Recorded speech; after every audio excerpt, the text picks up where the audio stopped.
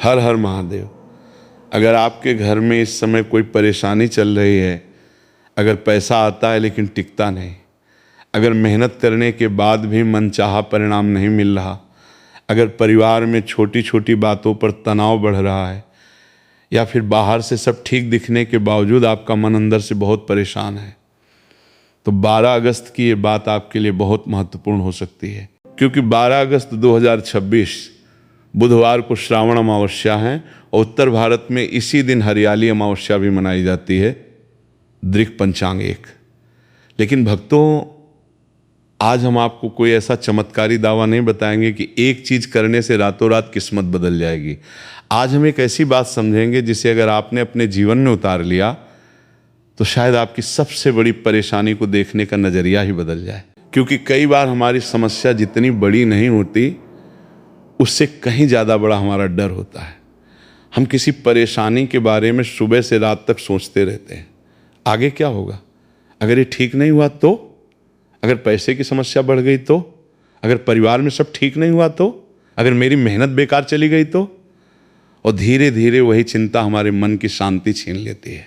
भक्तों, इसी वजह से ऐसे पावन अवसर हमें कुछ समय रुककर अपने मन को देखने का अवसर देते हैं। श्रावण का महीना भगवान शिव की भक्ति से विशेष रूप से जुड़ा माना जाता है और अमावस्या का दिन कई परिवारों में आत्मचिंतन, पूजा, दान, पूर्वजों के स्मरण और अपनी परंपरा के अनुसार धार्मिक कार्यों से जुड़ा होता है। हरियाली अमावस्या प्रकृति और हरियाली के प्रति सम्मान का भाव भी जगाती है, दृक पंचांग। लेकिन सवाल है, 12 अगस्त को आखिर ऐसा क्या करें जिससे ये दिन केवल एक तारीख बनकर न रह जाए। और उससे भी बड़ा सवाल, अगर जीवन में कोई परेशानी चल रही है तो भगवान शिव के सामने क्या मांगे? क्या केवल ये कहें, महादेव मेरी परेशानी खत्म कर दो, या फिर कुछ और भी मांगना चाहिए? आज की कथा में इसी सवाल का जवाब मिलेगा, इसलिए वीडियो को बीच में छोड़िएगा मत, क्योंकि कथा के बाद हम बात करेंगे उस सरल समाधान की जिसे आप अपनी परिस्थिति के अनुसार अपना सकते हैं। भक्तों, अब वो कथा सुनिए। एक गांव में मोहन नाम का एक व्यक्ति रहता था। मोहन भगवान शिव का भक्त था। वो हर सोमवार मंदिर जाता था, सावन में भगवान शिव का स्मरण करता था, और जब भी उसके जीवन में कोई परेशानी आती वो सीधे मंदिर पहुंच जाता। लेकिन पिछले कुछ महीनों से उसकी ज़िंदगी में आर्थिक परेशानी चल रही थी। काम ठीक नहीं चल रहा था, घर के खर्च बढ़ रहे थे। जितना कमाता था उसे लगता था कि उससे ज़्यादा खर्च हो रहा है। धीरे धीरे उसके मन में डर बढ़ने लगा। सुबह उठते ही पैसों की चिंता, काम करते समय चिंता, घर लौटते समय चिंता, और रात को सोते समय भी वही सवाल, आखिर मेरी परेशानी कब खत्म होगी। एक दिन मोहन भगवान शिव के मंदिर गया। उसने शिवलिंग के सामने जल अर्पित किया, हाथ जोड़े और कहा, महादेव मैं आपको रोज़ याद करता हूँ, मैं आपकी पूजा करता हूँ, फिर मेरी परेशानी कम क्यों नहीं हो रही। वो काफ़ी देर तक मंदिर में बैठा रहा। उस दिन मंदिर में ज़्यादा भीड़ नहीं थी। मोहन चुपचाप बैठा रहा। कुछ समय बाद उसके मन में एक सवाल आया, और वो सवाल था, क्या मैं भगवान से केवल अपनी परिस्थिति बदलने की मांग कर रहा हूँ, या खुद को बदलने की कोशिश भी कर रहा हूँ। मोहन कुछ देर तक इसी बात के बारे में सोचता रहा। उसे अपने जीवन की कई बातें याद आने लगीं। उसे याद आया कि वो कई बार बिना जरूरत खर्च कर देता था, कई बार काम को टाल देता था। कुछ नई चीज़ें सीखने की ज़रूरत थी, लेकिन वो कोशिश नहीं करता था। और जब परेशानी आती तो वो केवल भगवान से कहता, मेरी परेशानी दूर कर दो। उस दिन मोहन मंदिर से घर लौटा, लेकिन इस बार उसने कुछ अलग किया। उसने बैठकर अपने खर्चों का हिसाब लगाया। उसे समझ आया कि कुछ खर्च कम किए जा सकते हैं। फिर उसने अपने काम को देखा। उसे कुछ कमियां दिखाई दी।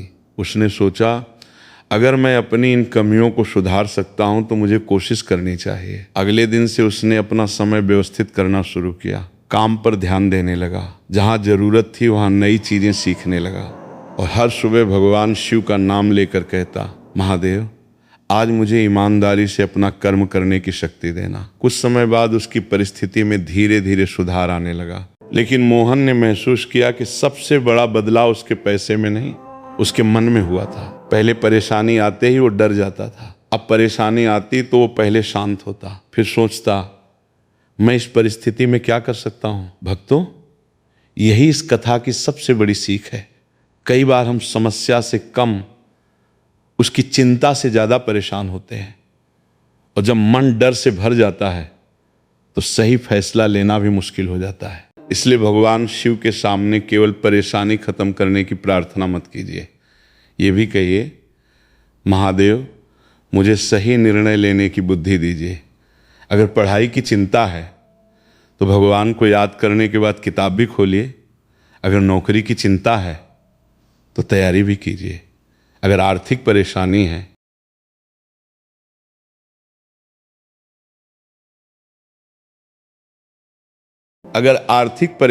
है तो अपनी आय और खर्च को समझिए।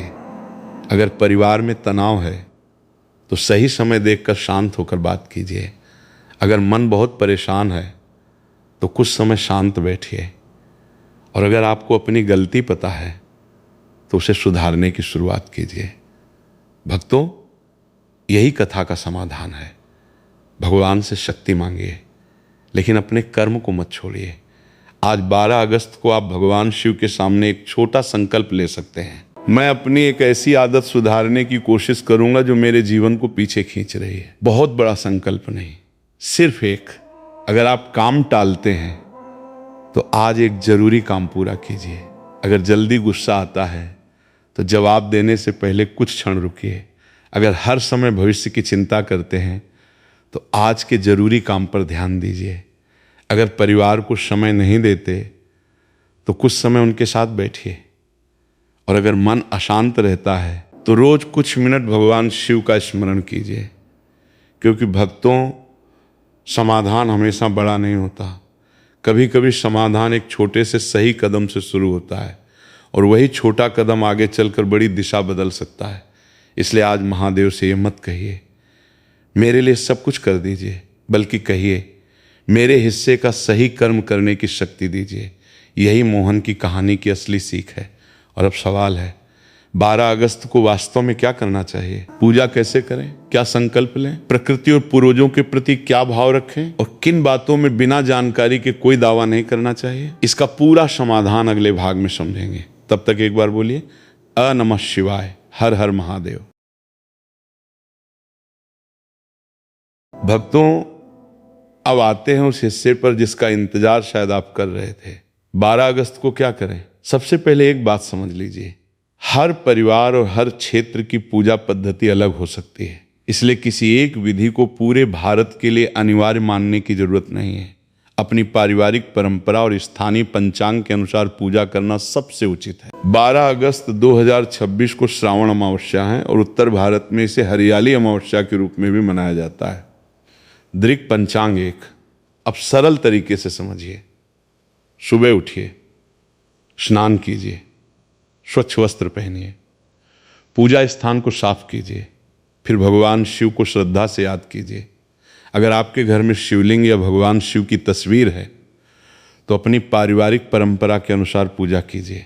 जल अर्पित करते समय मन को शांत रखिए और कहिए, हे भोलेनाथ, मेरे मन को शांति दीजिए और मुझे सही कर्म करने की बुद्धि दीजिए। अगर आपकी पारिवारिक पूजा पद्धति में बेलपत्र या अन्य सामग्री अर्पित करने की परंपरा है तो उसी परंपरा के अनुसार श्रद्धा से अर्पित करें। लेकिन याद रखिए, पूजा की सबसे बड़ी चीज केवल सामग्री नहीं है, भाव भी महत्वपूर्ण है। अगर आपके पास बहुत सारी पूजा सामग्री नहीं है तो इसका मतलब ये नहीं कि आपकी भक्ति कम हो गई।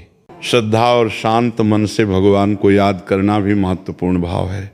अब कुछ मिनट शांत बैठिए, मोबाइल दूर रखिए, आंखें बंद कीजिए और धीरे धीरे भगवान शिव का नाम लीजिए, ऐ नमः शिवाय। अब अपने मन में अपनी सबसे बड़ी परेशानी लाइए, लेकिन इस बार केवल परेशानी का समाधान मत मांगिए, अपने लिए शक्ति भी मांगिए। कहिए, महादेव, अगर मेरे जीवन में कोई कठिनाई है तो मुझे उससे भागने के बजाय उसका सामना करने की शक्ति दीजिए। अगर आर्थिक परेशानी है तो कहिए, मुझे सही निर्णय लेने और मेहनत करने की बुद्धि दीजिए।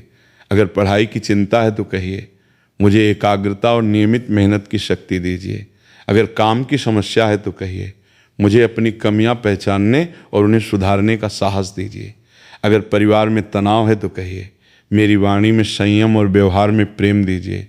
और अगर मन बहुत परेशान है तो केवल कहिए, मेरे मन को शांति दीजिए। अब बात आती है हरियाली अमावस्या के भाव की। इस अवसर पर प्रकृति के प्रति सम्मान का संकल्प भी लिया जा सकता है। अगर आपके घर में पौधे हैं तो उनकी देखभाल कीजिए। अगर संभव और उचित हो तो पौधा लगाइए, लेकिन केवल फोटो खिंचवा कर पौधा छोड़ मत दीजिए, उसकी देखभाल भी कीजिए। क्योंकि प्रकृति के प्रति सम्मान केवल एक दिन का काम नहीं है। अब अपने परिवार के लिए प्रार्थना कीजिए। माता पिता को याद कीजिए, बच्चों को याद कीजिए, भाई बहन को याद कीजिए और कहिए, हे महादेव, मेरे परिवार में प्रेम, सम्मान और विश्वास बनाए रखिए।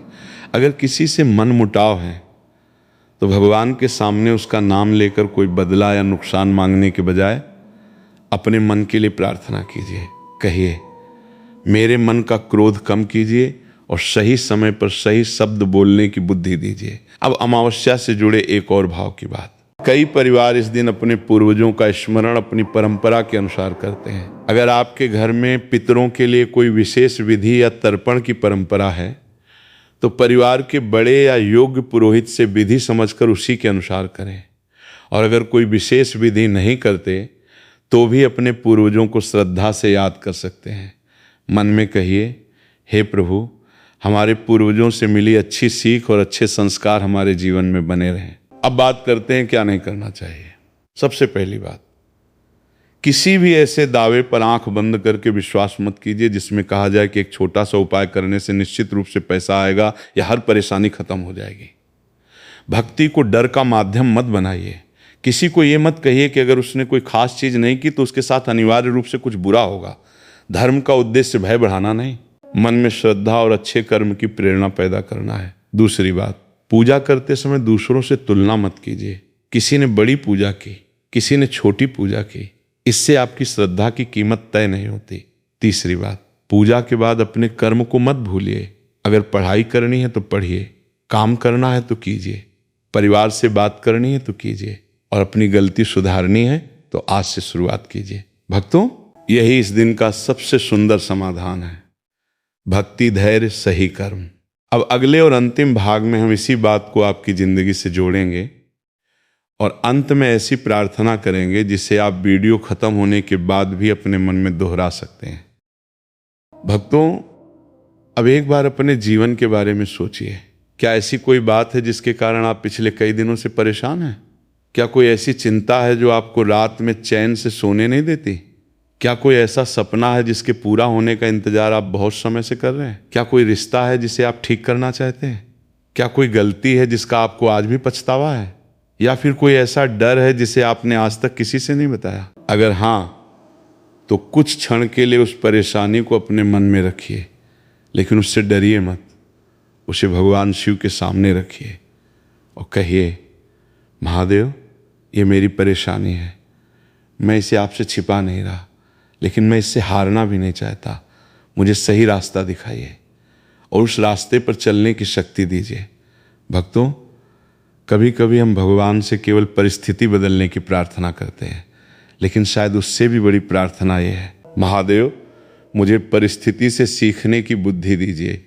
अगर जीवन में कठिन समय है तो धैर्य दीजिए। अगर सफलता मिल रही है तो अहंकार से बचाइए।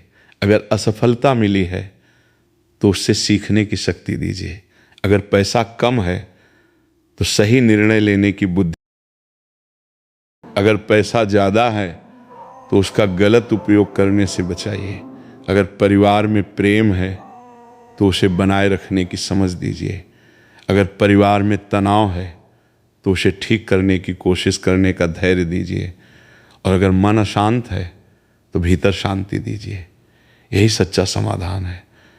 भक्तों, 12 अगस्त को जब आप भगवान शिव के सामने बैठें तो अपने जीवन का एक छोटा संकल्प जरूर लें।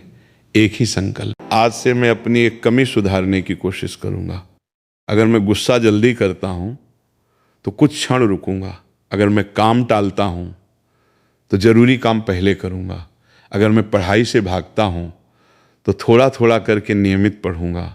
अगर मैं परिवार को समय नहीं देता तो उनके साथ बैठूंगा। अगर मैं हर समय भविष्य की चिंता करता हूं तो आज के काम पर ध्यान दूंगा।